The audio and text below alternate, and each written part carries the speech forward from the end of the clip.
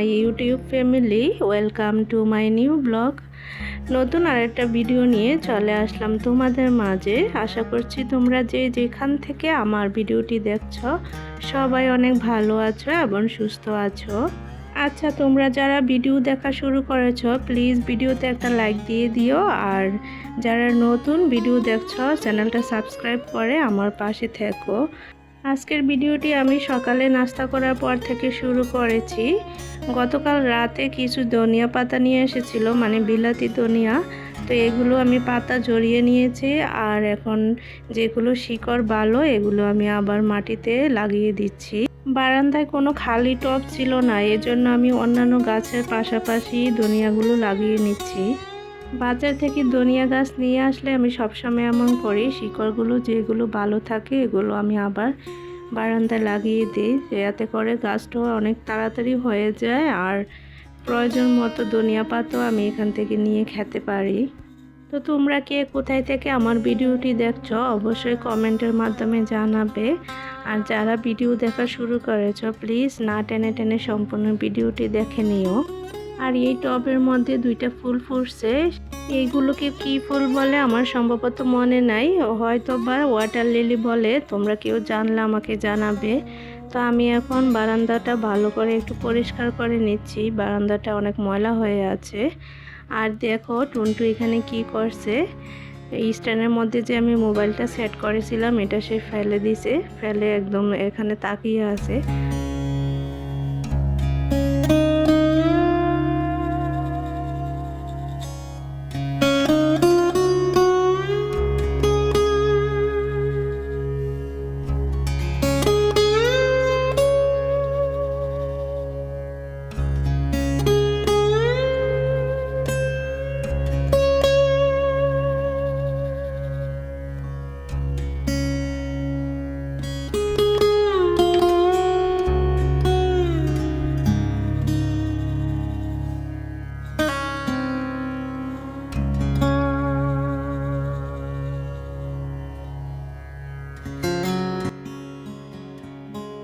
তা আমি এখানে বারান্দাটা ঝাড়ু দিয়ে যাওয়ার সময় টুনটু আমার হাত থেকে ঝাড়ুটা রেখে দিছে, আমার ঝাড়ু দেওয়া হয় নাই, পরিষ্কার করা হয় নাই, তাই এখন সে নিজেই ঝাড়ু দিয়ে নিচ্ছে। তো এই হচ্ছে তার পাকামি, সবসময় এমন পাকামি করে।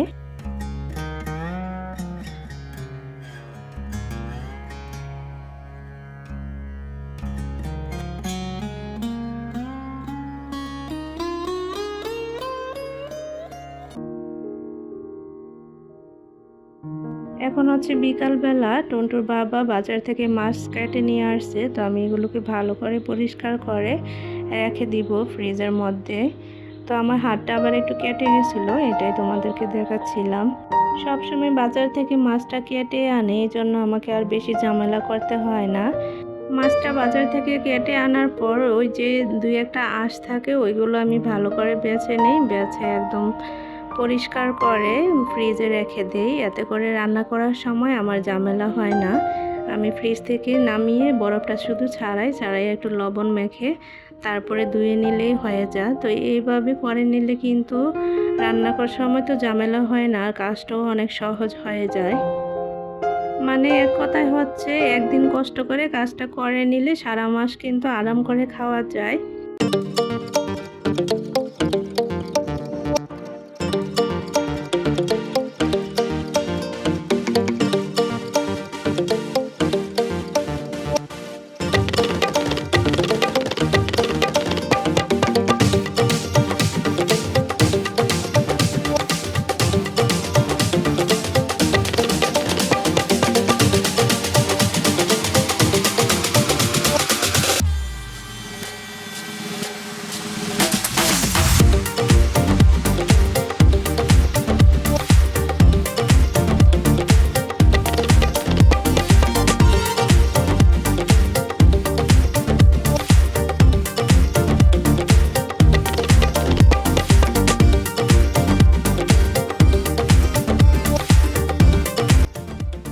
তো এই তো আমি মাছগুলো পরিষ্কার করে নিয়েছি, এখন সিঙ্কের মধ্যে যে ময়লাগুলো জমে আছে ময়লাগুলো পরিষ্কার করে তারপরে ফাইনালি মাছগুলো আবার ধুয়ে নিব।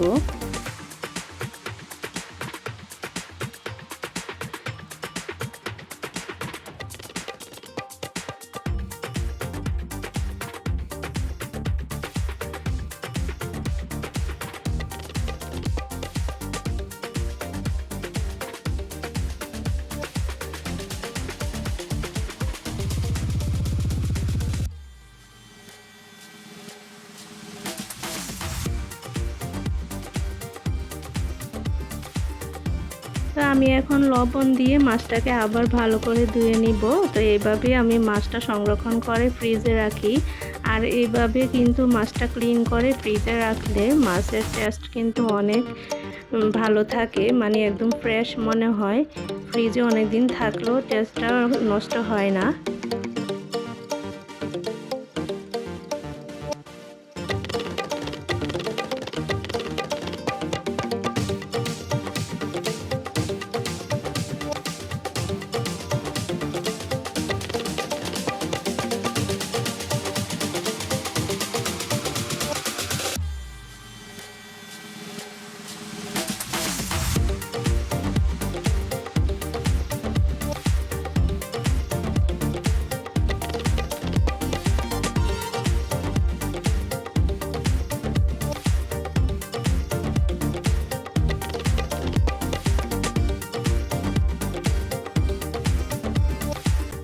তো আমি লবণটা ভালো করে মেখে নিয়েছি। এখন শেষবারের মতো আরেকবার ধুয়ে নিচ্ছি, ধুয়ে পানিটা ঝরিয়ে নিব।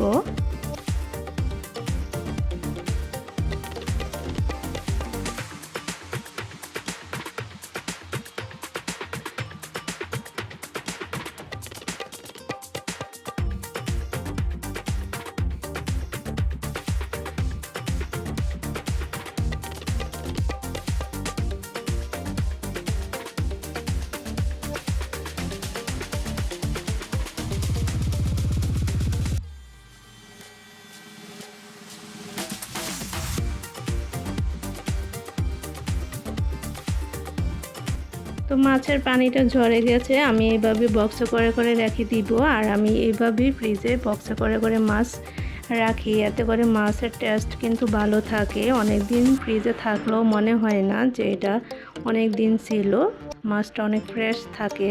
তো ভিডিওর একদম শেষ পর্যায়ে চলে এসেছি। আজকের ভিডিওটি তোমাদের কাছে কেমন লেগেছে অবশ্যই কমেন্ট করে জানাবে। সবাই ভালো থাকবে, সুস্থ থাকবে। আল্লাহ হাফেজ।